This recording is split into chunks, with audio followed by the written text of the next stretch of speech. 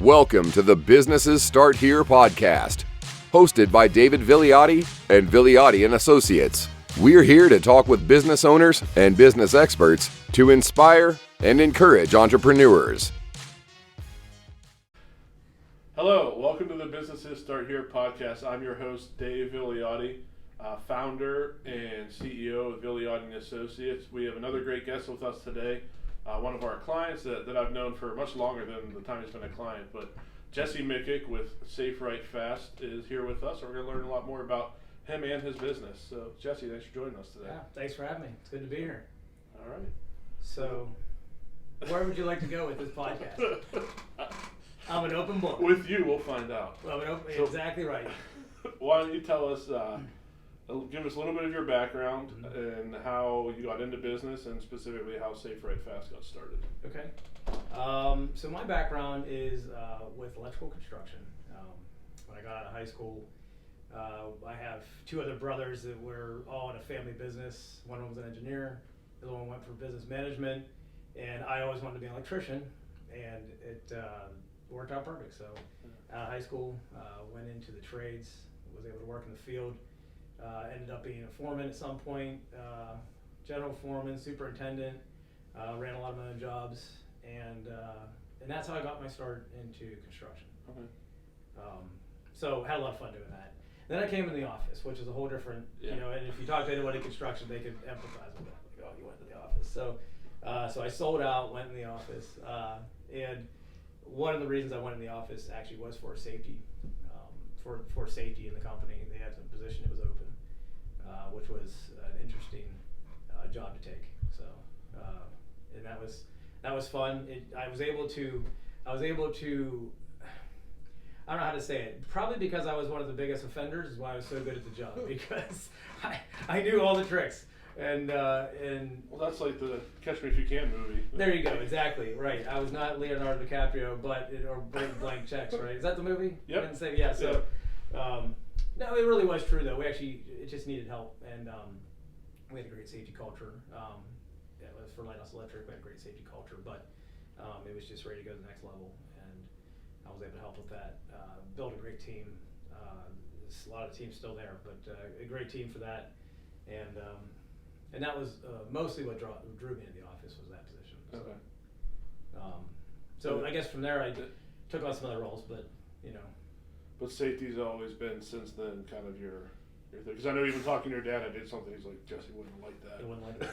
Right? You never leave safety. I don't care who you are. It's a necessary role. I didn't take it because I wanted to just go tell people what to do, because a lot of safety is that. Right. A lot of people get their rocks off on that, but it was actually to get production to align with safety. And if you have a good, safe job site, it'll be productive. That's why the company that we started is called Safe.Right.Fast, is because those three things together create a good job site, or create any good working environment. But that was the goal for safety, was to intertwine it with production, so it actually made sense. And let's not just focus on what everybody did wrong or how somebody got hurt. It's really looking at how work was getting done and how can we best improve it. And that's why I enjoyed safety, because I took it from a different approach. I had a lot of people around me that were also formally educated for safety, which helped me a lot, right, because I was very non-traditional, and it was just a great way to affect the production on the jobs. And it was hard at some points. We did have to deal with some stuff that was just not popular, right.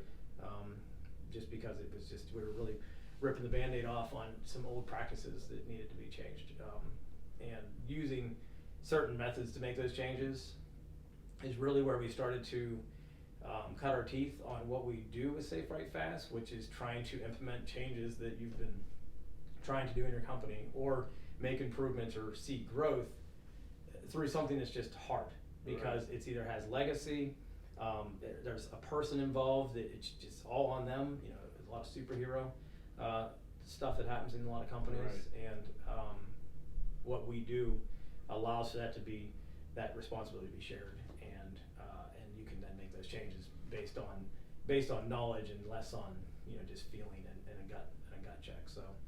So yeah, that's where a lot of what we do now started, from the experience in the field and safety. So. Safety has to be interesting because people don't want to be told what to do.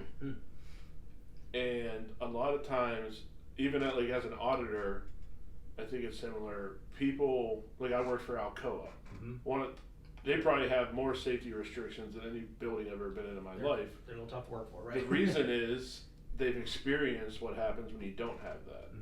So there's probably challenges there. Obviously, I don't know anything about Lighthouse's safety record, but if you haven't experienced something, people think it will never happen to them.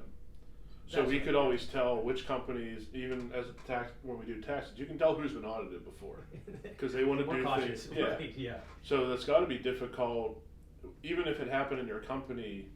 As people come in and if something happened 10 years ago, that relaxed nature takes over again. So it's got to be a difficult role to be in, just because people know they need it, but they don't. It's like seatbelts. How long did it take for seatbelts to become automatic for most people? I agree. It's just that culture has to happen. I used to say that to the guys on the job sites. I'm sure at some point in our history, someone had to go around the job site and tell guys that they had to start wearing shoes.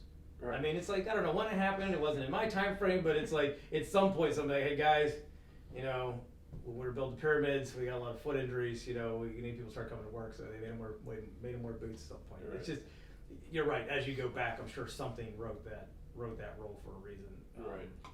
But what we battle is that nobody ever wants to remove rules or remove policies or procedures, and that's where a lot of where we come in is to enable that of let's get the team together and let's find out what we actually use and what moves us forward. And sometimes you just do things and you'll get a team together in a room and they'll be like, I don't even know why we do it.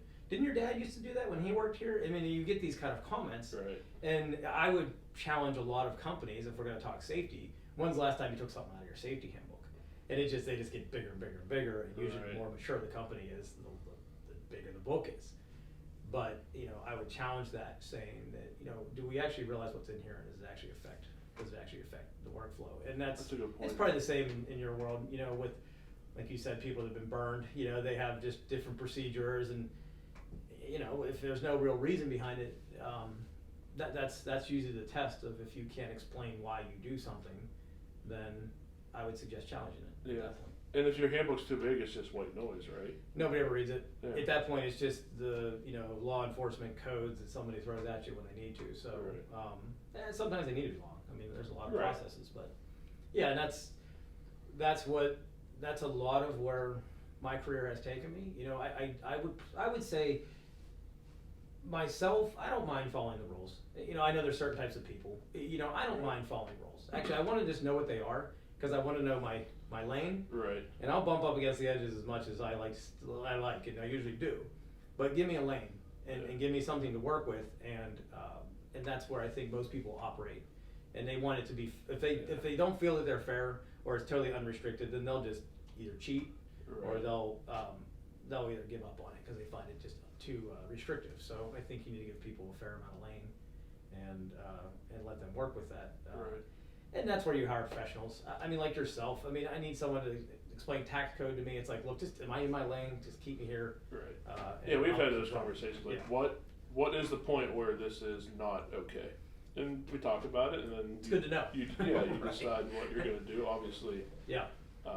We always make the right decision. I would never go outside of that. So, right. Especially on tax code. Anything like that. Which is true though. No, but I mean, keep me in my lane. Yeah. Because I don't even know, most people that I've helped in the past, whether it's in the business that we do with Safe.Right.Fast or safety or even the projects I've ran, they're not doing it on purpose. They're actually just doing it because they think it's the best way to get something done in the moment. Right. And nobody wants to get in trouble for something they didn't know they were doing, or get bit for something they didn't even realize was going to come at them. So. Right. I find it fair to just put it out there that, hey, look, this is the lane we're playing in. Right. You can't hold somebody accountable if you don't give them what the expectations are. That's right. That's right. When we meet with our customers, a lot of times that's one of the first things that comes up. So a lot of our customers we get with early on, and we'll do a lot of sessions with their core teams, and in those core teams we'll come up with specific roles and responsibility for what they do in the company. And it's surprising how much that is not very common. Like, they don't actually know exactly what their expectations are for Right. their job. So yeah, how can you measure somebody if they never knew what their job was in the first place? And Right. that's one of the first places to start. So with Safe.Right.Fast, are you specifically working with electrical contractors or a wide gamut of contractors? Good question. We have customers across the board. We can help electrical contractors very specifically, but any contractor that is in the construction industry is someone we've worked with, and we've been able to help them.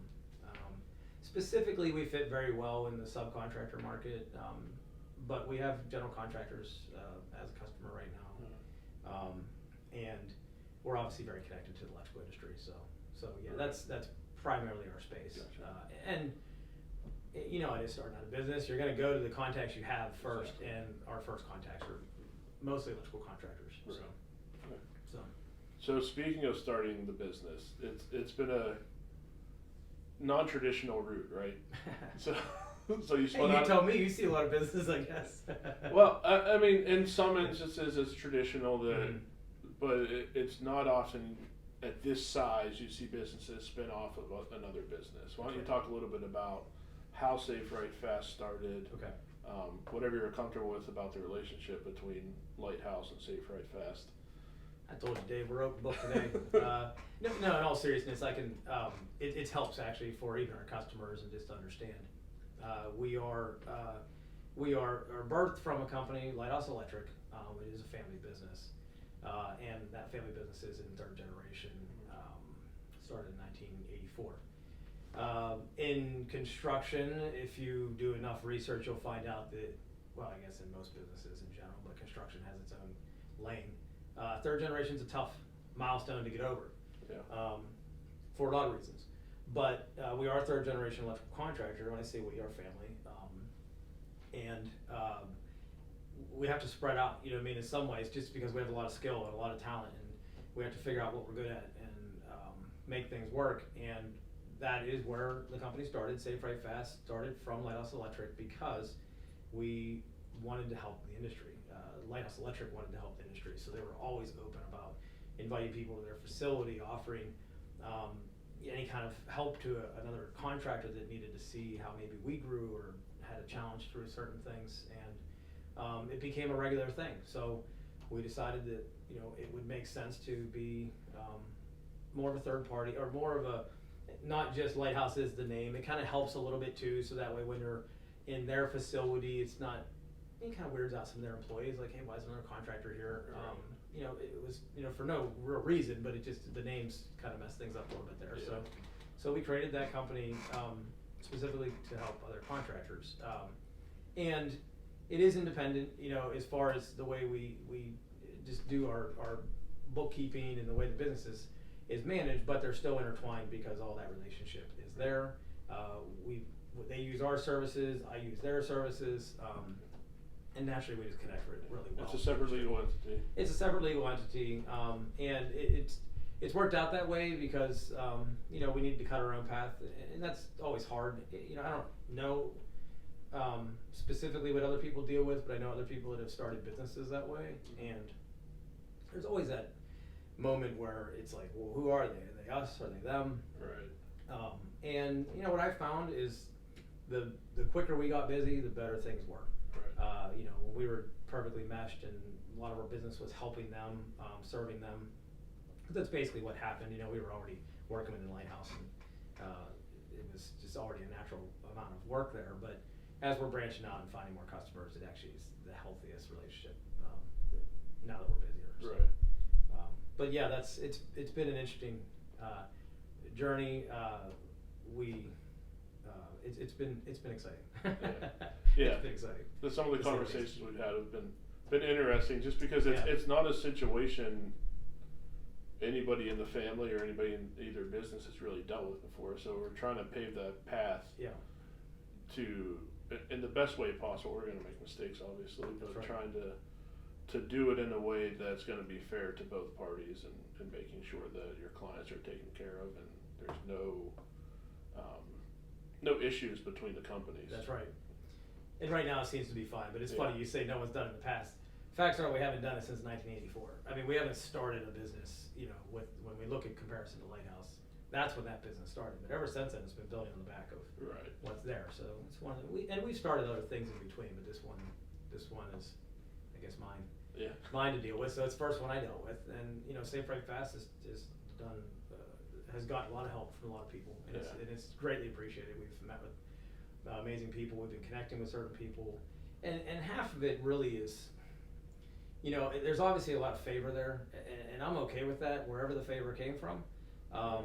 Whether it's by name or legacy or just, things happen and I can't always explain. Right. I mean, I never went after this business wanting it to just consume my life to the point where I had to sacrifice my family, and that was always something me and my wife talked about, and even my brother, who I'm in business with, was this wasn't going to get to the point where I feel like I had to sacrifice my family and my life to go after this. Right. If God really wanted me to do this thing, it's going to work out. And hard work was definitely going to be there. And it's amazing the things that have come down that line. And I give that credit back to God when I take a moment to stop and think about it. Sometimes you don't. But thinking, how did that just happen? Like, problems that you dealt with just disappear. Like, it's just like that person's gone or just left or went to another thing. It's like you couldn't hardly explain that. Or customers call you that. I think anyone that started a new business has that moment where you get that phone call and you're thinking, where did that come from? Like, holy cow, everybody get ready. Next week we got a new customer lined up. I mean, I don't think that's normal. So I give that credit to just, hey, there's obviously favor here because some things happen that just aren't traditional when it comes to the amount of work that you would have had to have done to make those things come together, and they just come together. So I'll take it. I expect it to keep coming, but I'll take it. Makes life easier on me, I know that. What are some of the growing pains you've had as the business has started? Well, this is a 45-minute podcast, right? Is that what we're going for here? So would you like me to start at the top 10? Start with one to see how long that takes. Exactly right.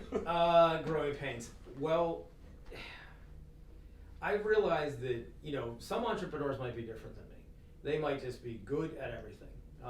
I don't profess that about myself. I have skills that can go a lot places, but there's very few that are good at everything. Okay, good. You can fake it for a while, but eventually it catches up. I choose not to fake it, but sometimes you have to. But I don't. I have my blind spots. So the hardest thing about starting a new company is finding people to help you fill in the blind spots, whether it's someone you hired or whether it's someone that you've been put in contact with, and that's the biggest challenge, is making that happen quickly and getting to the point of results fast. So, and then sometimes you find a solution that is no longer a very good solution a couple months later because it made sense in the moment, but that's maybe not working out. So that, to be specific, the financial side of things was tough. Just getting our billing put together, and just, to me, in the background, that was the part of my career that was never a strong point for me. I loved getting with customers. I loved getting into the meat of the project and getting into the production and getting into the content. But the back end, basically business skills, just running the actual machine, is where it's been tough. So it's been I've been surrounding myself with whoever I can that can give me any kind of help there. And myself, I've been forcing myself to get into it. Not my draw, that's for sure. Right. To sit down and look. When you look at accountants, I will have a lot of accountants as friends my entire life because I will never not need them.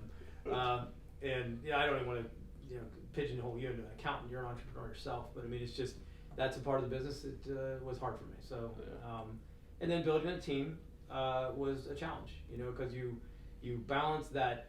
Do I hire now and deal with the overages, or do I bring in a bunch of customers and fill it in? And that's just the constant battle. Yeah. And with growth, I think that battle will always happen. That's probably the biggest challenge we see. It's a challenge that we face. It's a challenge that all of our clients face. So let's walk through how you made that decision. So you've got. So, a good point. Okay, so I guess let me just go over my team, because that's kind of what we're talking about. Yeah. Building a team. I have two solid team members that have just been amazing. The first one I started out with was, really we started this thing together. He was at Lighthouse when we started this thing. He moved over to Safe.Right.Fast, and Bob has been my right hand man. So it's working with people you like to work with makes it really nice. And enjoying being around them means a lot, especially early on in the business. I get it when you're bigger. You can probably hire. I know how it is. You can deal with a lot of different things when you don't have to be with them every moment of the day. And I say that just because there's different personalities. Not that I couldn't get along with anybody, but who you start with means a lot in a business. And, how I did it was, it worked. It was clicking. That's why the whole business started. And I think a lot of businesses that I know of start that way. There's usually a team, a core, and they just go for it. Right. And usually you can find that kind of background in a lot of businesses. So I have Bob, and he's just been great, especially just with his vast amount of experience and talent. And then we put out a job posting right off the bat for a programmer, because we do a lot of software. We do software development, and like right away, as soon as we found Aaron, he was like, this guy's perfect, and it's having him look back. So like that core's very important, and now we're getting ready to bring on another person, which we need someone to do consulting, and we're being very cautious of that. Like I think you almost don't want to mess it up. Like man, we've done so good. I want to make sure my next one's good too. And I believe that you have to have a little faith there. I do believe that. I think you have to know that there's some things that are out of your control. Right. But I also, especially with people, right? Because it's just you think about how you got married, and it's like, holy cow, how did this happen? In this whole world, how did I find her? Right. Or how did she find me is probably a better question, but she even sees what she's thinking. But so so we need to be appealing to obviously our next hire, but it's very important to us, and I think that building that team is it's a fun process. The good thing is I had a lot of experience at my last job. I've dealt with a lot of people in and out. Right. We've had really good hiring processes. I've been able to reuse a lot of that stuff, and that's, for anyone starting a business, that is the most. Anyone that knows would say that, man, that's the challenge. Your percentages are so high when you're adding people on at the beginning of how much of the business are going to be a part of it. Right. It's super important. So I think building that team is really important, and making sure they're filling in the gaps. I don't know if I would hire all my high school buddies, but I'd sure hire the ones I like. Right. But at that point, you eventually got to say, where's my gaps, and make sure you're getting filled in there. We were talking about in another podcast that people tend to hire people like them, in terms of just thinking. So not talking about all the equal opportunity and minority groups, things like that, but specifically what I'm talking about here is there's a lot of like minds that get together, and you have to try to break that. And not that you're hiring someone you don't like, but you're hiring someone that can challenge you. Especially in certain critical roles. Like I know you and Bob get along really well, but you have different opinions on a lot of things, which is exactly what you need. So he feels maybe you're good at A, B, and C, and he's good at D, E, F, and it works perfectly because I haven't met Aaron, so I don't know how much he challenges you or not. He fits right. Yeah, he gets his nose down, gets work done, so he challenges me there. Yeah. But you're right though. That's a good point, and I know you've seen it. You guys know what it's like. Where you got to make sure someone can challenge you. Yeah. And that's a challenge in itself. Yeah, because then like as the leader, you have to be okay with that, and you can't take it that this person's disrespecting you. If they're doing it disrespectfully, that's one thing. And then you're building, as you build the team, and you build the culture in the way that you want. So you've got 3 of you now. The 4th person's going to have less of an impact on the culture because the 3 of you will correct and redirect, especially as they're new. It's in place, it's established in some ways. Yeah. So that's why these early hires are so important, because basically if you set the culture right and you miss the next one, they'll kind of leave on their own, or they'll feel that they don't fit, and you may have to take matters into your own hands, but more often than not, they're going to take care of it themselves. Sure. Yeah, and I think we all, as starting businesses, you think, wow, if someone does leave, and I'm putting all this pressure on them at that point, to start it off, what does that do to the business? It makes you very vulnerable. But then again, when you start a business, you're really vulnerable. So Yeah. you kind of just roll with it. But at the same time, you know, what we do, a lot of the coaching we do with customers is to talk about, you know, that superhero versus like superstructure or super process, you know. But man, when you're small, it's hard not to say they're superheroes. I mean, everyone's got a lane; they got to stick to it, you know. And otherwise, we don't even hold up, you know. So. And that made me think of the Richard Branson quote where he was talking to somebody, I guess, and they said, "Well, what happens if we train all these people and they leave?" And his response is, "What happens if you don't and they stay?" Right. So I mean, which is totally true. Yeah, right. I mean, I'd rather take the risk on training someone, having them grow, and even possibly outgrow us, and move on, and us do it again, than have someone on the team that we don't put any effort into. That's right. Or not bring anyone on the team and just stay small. Right. And I think that's where a lot of us could get caught up in business is like, okay, I'm comfortable now. I don't know that I want to take on another one because I think I've tapped all my resources, or you know, I think that's where your growth can be easily affected by that. It's fear is what it is, and fear will stop growth any day. And I think there's a difference too between a short period of let's get your bearings, let's like if you lose someone, like let's get everything reset. Did they leave because of something we did? Did they leave because we developed them? And let's figure out what we need to move forward to put us in the best position to keep that next person and have the structure in place so that they can just jump in and we put them in the best position to be successful.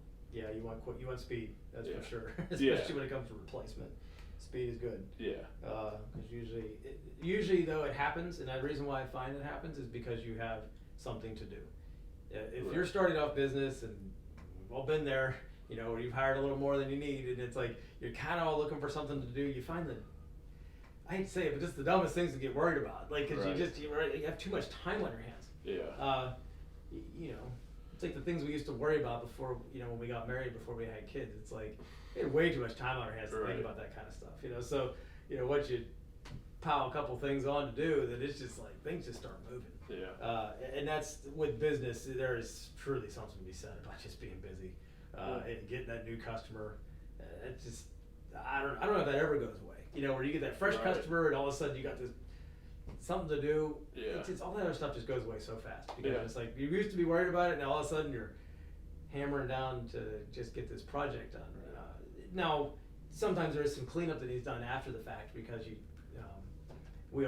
my brother likes to use the analogy of a race car. You know, you can race around that track as much as you want, but you can't change the tires and do some quick maintenance while it's moving. There is certain times you got to pause, take a break, but it's good to be moving. I mean, that's the whole point is to be moving. So, we found most of our little problems that we were started off with. Now that we're busy, it's like you don't even care about them anymore. Right. Yeah, and it's not that. And it's not that the problems were as big as you made them. And granted, like the Bible says, little foxes spoil the vine, but sometimes that's okay. You know, there are some things that are so small and insignificant that they don't even have an impact on other stuff, but it gets to your desk. So again, part of leadership is discerning what pieces of the things that come to your desk are actually issues and what's just stuff that you really don't even need to worry about. Just keep moving, we'll get to it. That's a good point. So, little fox spoils the vine. There's the other statement of the devil's in the details. Do you think they're similar comments? I know we use that stuff sometimes loosely, but you know, sometimes that stuff will eventually will really crumble a foundation if you allow it to go too long. Yeah, and I think that's where I think that understanding of, is this actually something that's a problem? So sometimes you can create problems in your own mind. Right.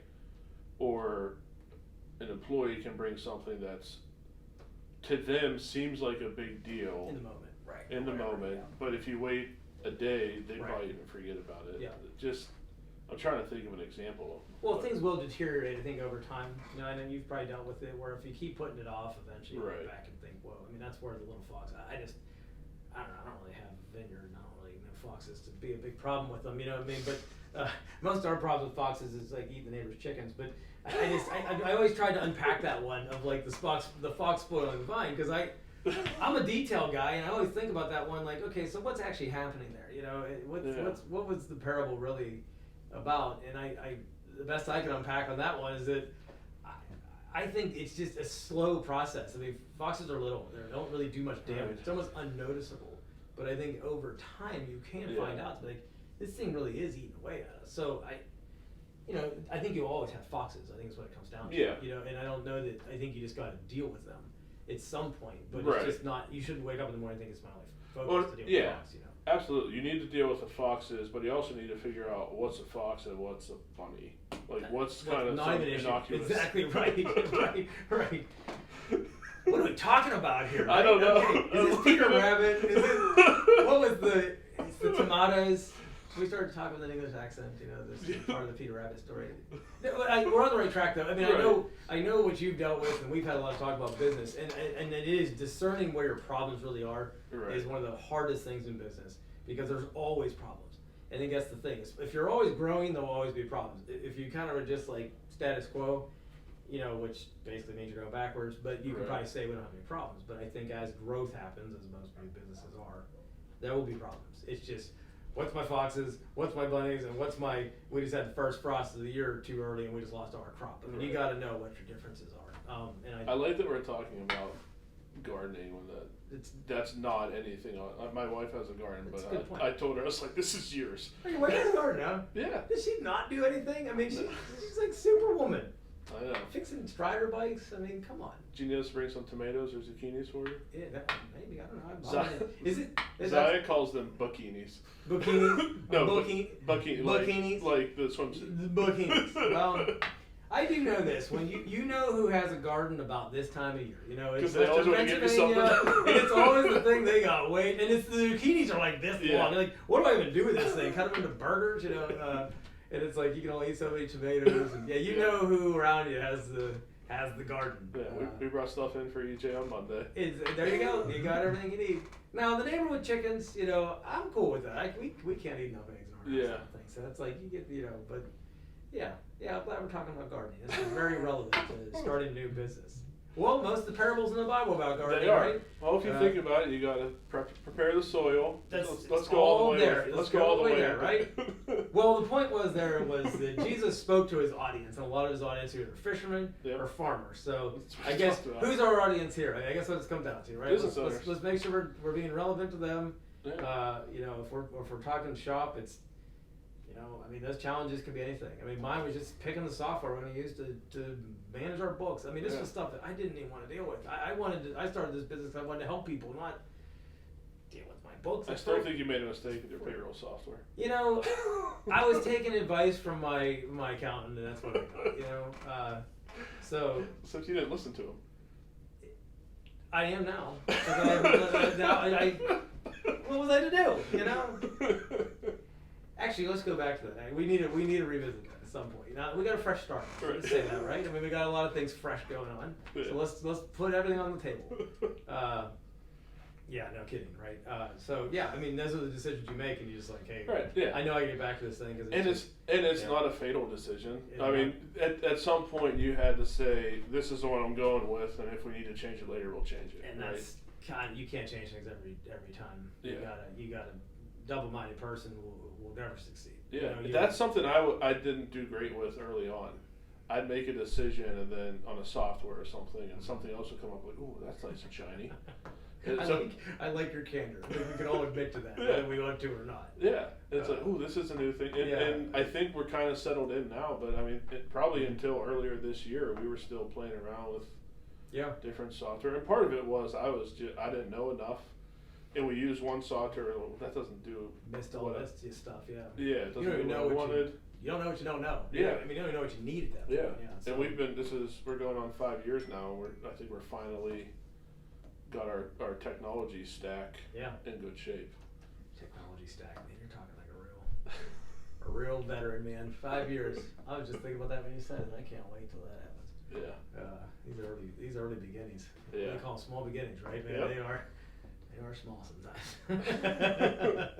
We get excited. One of the guys that helps us out from Lighthouse, he sent me a meme or a YouTube clip, and it was Ghostbusters when the secretary gets the first call that someone wanted him to go and look into their little situation, and she yells out, "We got one!" It's like, we had a call come in the other day, and he sent that over. He's like, "We got one!" It's like, it's a couple $1,000, you know, but it's just like, it's just funny, because we're sitting in a building that's, you know, it's Lighthouse Electric, and they're a great company to be in, and we're all there together, and they have this horn. They have this, it's actually a train horn on the side of the building. When they get a big job, they honk it. And it's like, it's a celebration. I mean, this thing has, I think it's like 6 horns all laid out, and there's a huge air compressor in the basement. And they'll honk the horn when they get a big job, and they'll honk it for every million. Well, there's this new plan up on the hill, this new housing plan. I mean, we just got a job. I mean, it was $120 million. And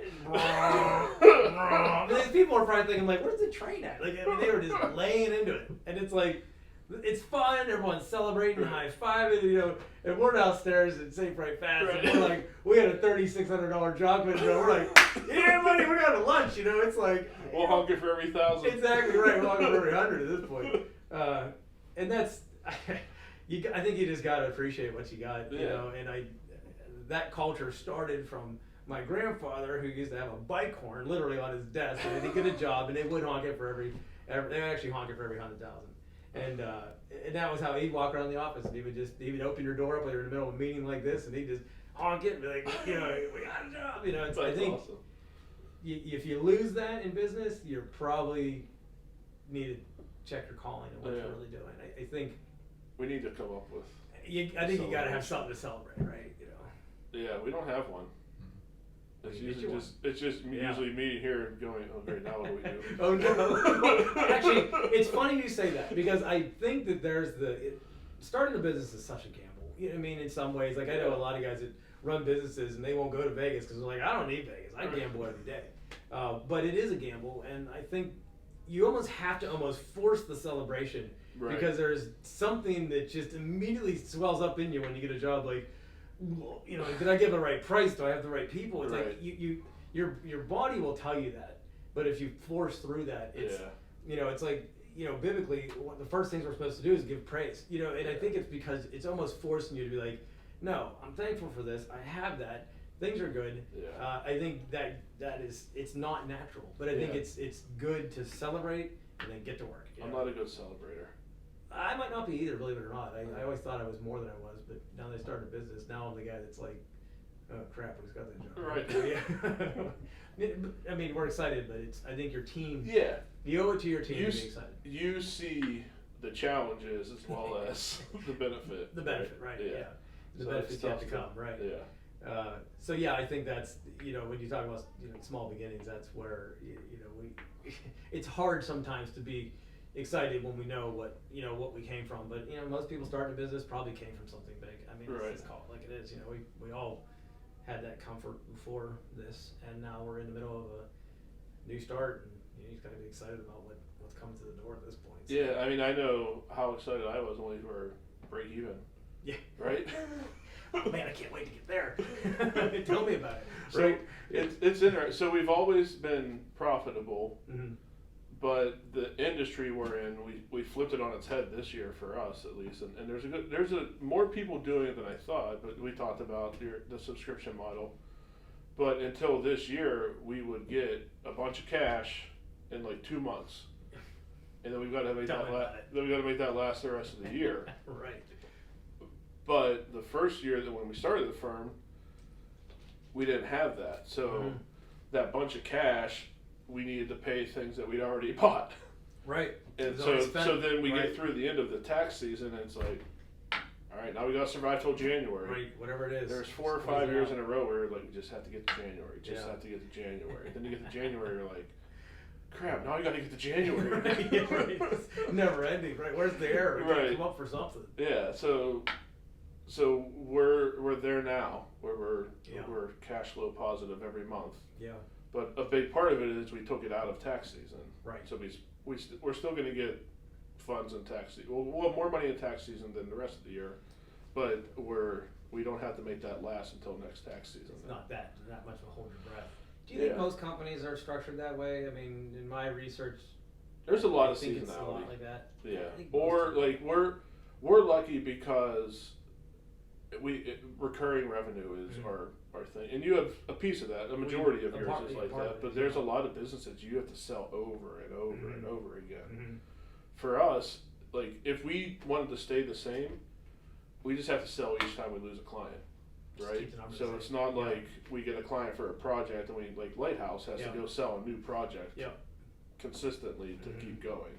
Construction's very challenging that way. Yeah. And coming from construction, it's you get it, you gotta make it work the whole time you have it, and really sometimes it's a photo finish, and that's hopefully there's something good at the end of the tunnel, and like you said, take that money, and most of the time it's put it right in the next one. Right. So it's just on. Well, especially construction, where a lot of times you get a certain amount down to cover expenses, but it doesn't really cover your expenses. You're really on. You need the next job. Yeah.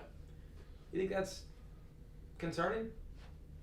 I mean, it's not the model you have right now. Sounds like. I mean, you think a business should be concerned if they are 30 days away from going out of business? Yeah. Absolutely.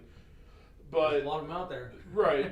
Well, and that's why I told a lot of people when COVID happened, I said, you got to get out of jail free card here. That's true. Because everybody went through this at the same time.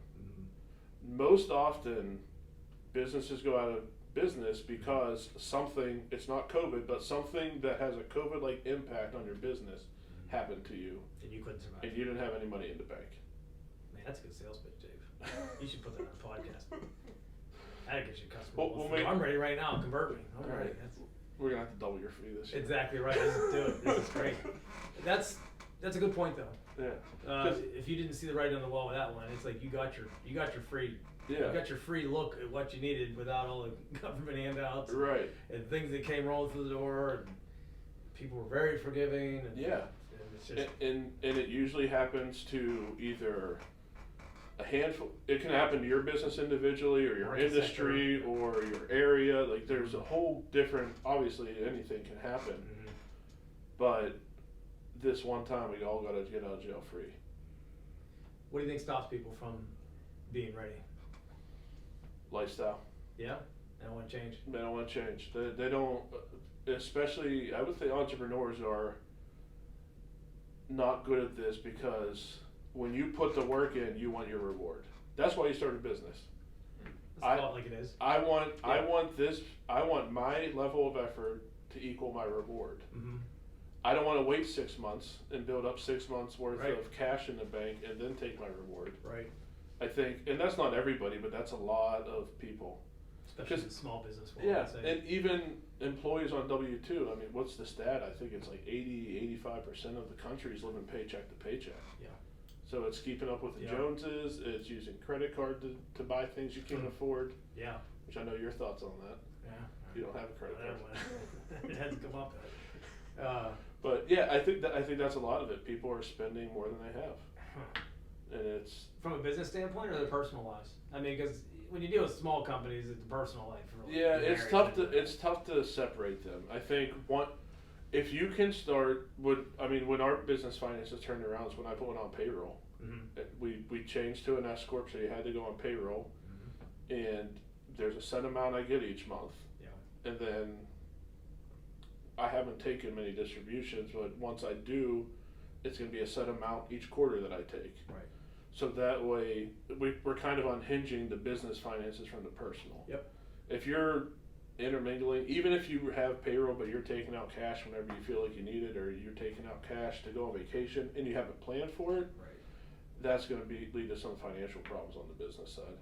I would imagine it's probably not a healthy bottom line for the rest of the employees seeing that anyway. So. Yeah.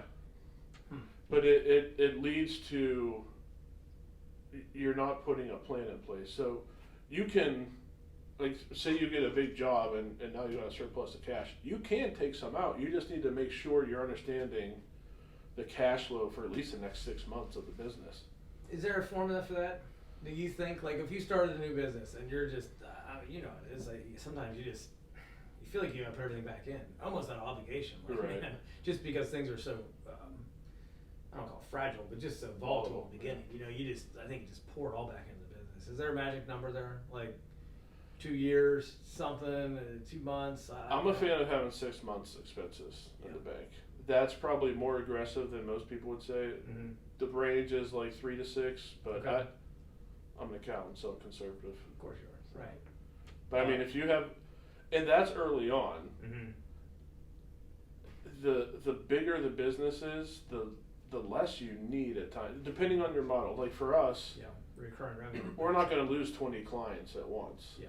I mean, Coming short of a yeah, unless, catastrophe, right? right. Mm-hmm. But if we lose one client, Hmm. that's probably not going to hurt us. Right. Yeah. So having less in the bank is okay, but personally, I'd still rather have 6 months so I know I don't have to play the cash flow game. I can Sure. just Do you think that allows you to make better decisions? Yeah, because you're not so reliant on Yeah, you're not desperate for sales or Yep. cutting expenses of things that you actually need just so you can make payroll. Because I know when we started the business, we started in the worst way possible. We had That's the best. The best businesses always do, Right. right? we had nothing in savings. Yeah. We had, I think it was $1,008 of monthly revenue, and I left. Seems like you know that number pretty well. Yes. Oh, I was trying to think. It might have been less than that, but I think by the end of the year we had 1,008. But I left a 6-figure job to make $1,000 a month. Right. And we didn't have savings because we burned it on stupid stuff, and we had 2 teenagers that were living with us at the Right. time. So that we money were not was going prepared out for pretty quick. financially. Yeah. Which is why we started, just to be able to afford keeping them in the house. I need to get rid of my. I mean, when my kids become teenagers, that's good advice. I should get rid of them. Yeah. At that point, so that way, or go get them to live with someone like you that would take them in. That would be great. That's good fun. Good sound financial advice right there. Yeah.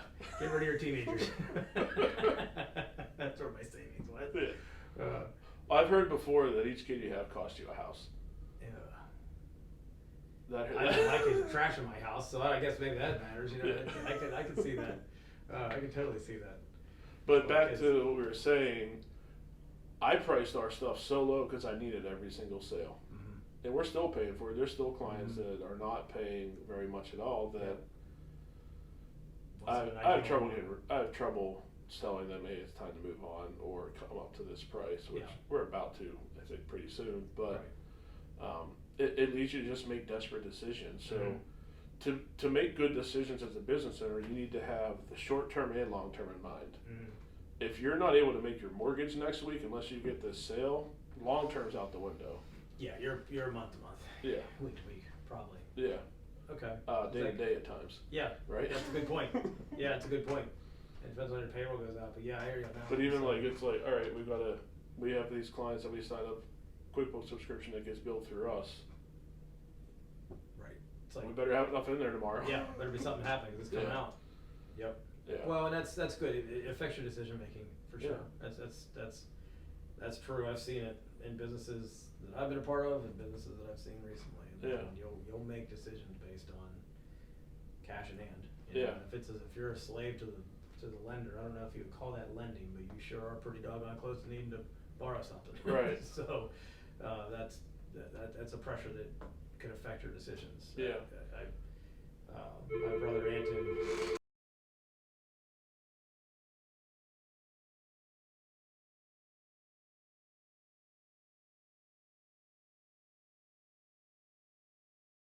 And that was a big thing for him. He had a button on his desk. It was this big red button that looked like it was a nuclear launch code. It said no on it, and you hit the button and it would there was 5 different no's that it would throw out there, and it's like, and it was classic because, boy, it's hard to say no, especially when you're, I don't know. It's a culture thing for sure. Yeah. But most people start businesses because they want to help something or get something done for a customer. It's yes is on your lips. Yeah. When you start a business, a lot, and no is hard. But I think you've proven that when you get yourself in the right spot, no should be easy. Yeah. No should be empowering. What's helped me is, I forget who I first heard this from, but when you say no to or yes to something, it means you're saying no to something else. You have to. And for us, it's saying no to something for our current clients if we don't have the capacity. So we need to think about our first loyalty, client wise, is to current clients, not new ones. As much as you want new sales, you need to make sure that you can adequately service the ones you have if you take this on. Yeah, because that could affect your current clients, which could affect your reputation, and sometimes at the end of the day, your reputation's almost really all you have. It is. When it comes down to a business name. Yeah, losing a client isn't just losing a client. It's now this person, if they left because they're unhappy, at best, they'll never bring your name up. Right? Yeah, it's a good point. At best, they won't bring you up. At worst, if they meet somebody who said, hey, we're about to sign with these guys, what do you think? And they say, well, we left them because of ABC. Yeah.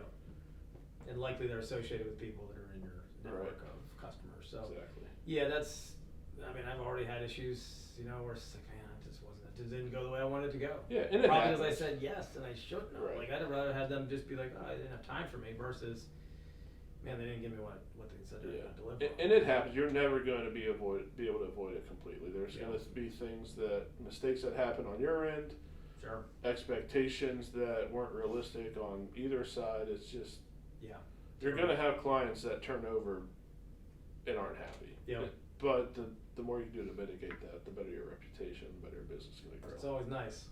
Yeah. But I think it is probably something healthy about having clients that have left or need to leave. I think it just shows that you're growing. And if you have the same clients you had from day one, it'd be surprising if that's still a match 5 years into your business, unless it was very specific what you went in for and you're hitting the ground running on some stuff, which apparently some people do. I haven't talked to anybody that has yet. Right.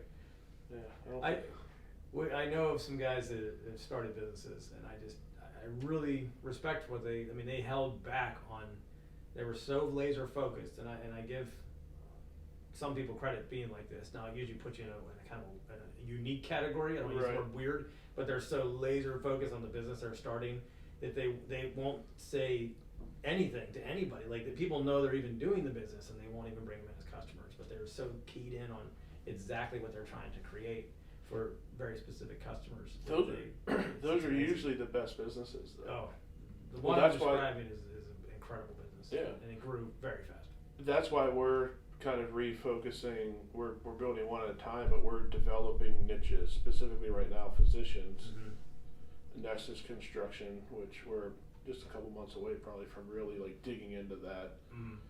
Because that's where you find you can provide the most value. If you're saying we will only work with somebody who fits all these criteria, and we know that specific industry or even segment of an industry inside and out, you're going to provide more value. You're going to be better at it, and in your processes, you'll be more efficient. It'll match. Yeah. You waste some time. Yeah. You could be a good streamlined product.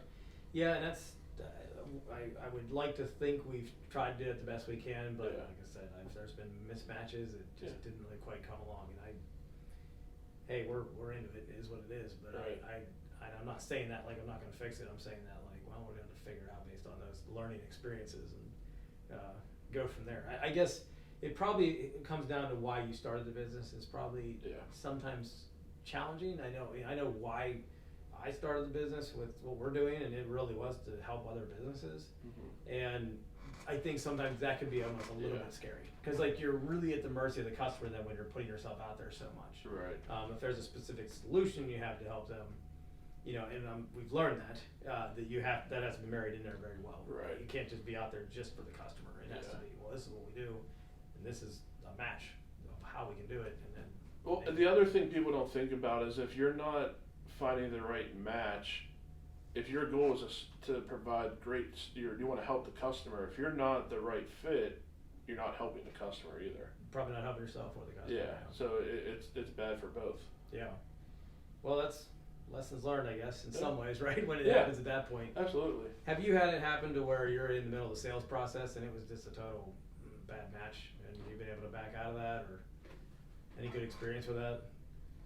I know when you start a business, it's usually always seal the deal, right? But is there a time where it's actually let's not seal the deal? Or there's only been one that we got through the sales process, and I decided not to even give them a quote. Yeah.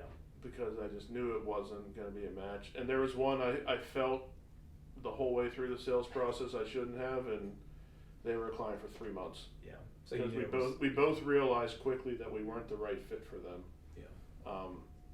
I could tell they weren't going to listen to us. Mm-hmm. and like right away they proved it. So we kind of. You knew it was something that needed dissolved. Yeah.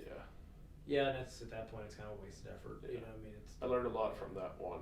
That's like, good. Just There's always that one. trust yourself. Yeah. And again, I think I knew it, but I didn't back out because it was the one that put us at break even. Yeah, needed it. Yeah, so we needed it. Yeah. But it set us back a few months. Is yourself just a gut thing? Is it that easy? I mean, we're all, for people that are starting businesses, there's so much gut, quote unquote, things. Is it? So when I think of gut, 9 times out of 10, it is, they say your first reaction generally is right. I think that's your subconscious brain. I don't have any science to prove it. Yeah. I think that's your subconscious putting together all these things that you can't even really put your finger on. Right, yeah. It's processing at a different level than you're aware of, and your brain's saying stop. Yeah, something's not right. And if you push through it, your brain's like, go for it. Okay. I guess if you don't have to listen to me, then Yeah. I guess But- we're moving. and I think if you have that gut feeling, it's not like immediately let's stop. Right. It's you need to say, however you process information, put it on paper, write it on your Google Notes or Yeah. whatever it is.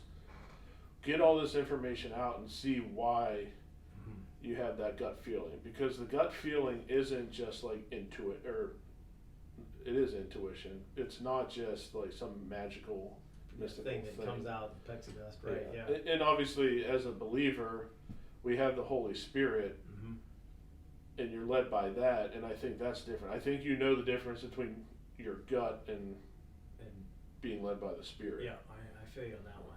Do you feel that people can run their businesses too emotionally? Oh yeah.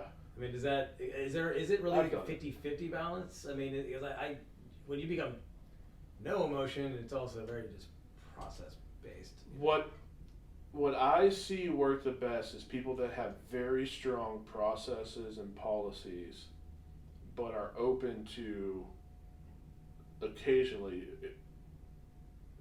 Gotcha. breaking those. Yeah, right. But it's not often. Like it should be less than a handful of times. I agree. I don't think it's 50-50. I think Yeah. it's that Yeah. time. It's like, well, these things fit in our lane. Our process matches it, but there's that. And I think the It's not emotion right for is us more kind in of your thing. interaction with people than the activity, Yeah. right? So like you develop these relationships, and that's where the emotion comes in. Yeah. And I mean, there was a client, the first client I ever had, we parted ways with, and it was difficult, but it wasn't sustainable for our business anymore. Right. And I'm still have utmost respect for them and enjoy them as a person, but their business just wasn't a right fit for us. That's hard to do. Yeah. Yeah, and that's, again, you can use it emotion, you can just say it's just a process, but you kind of know something's not right Yeah. with it. We were talking about gambling, and there's a stack of chips on your desk.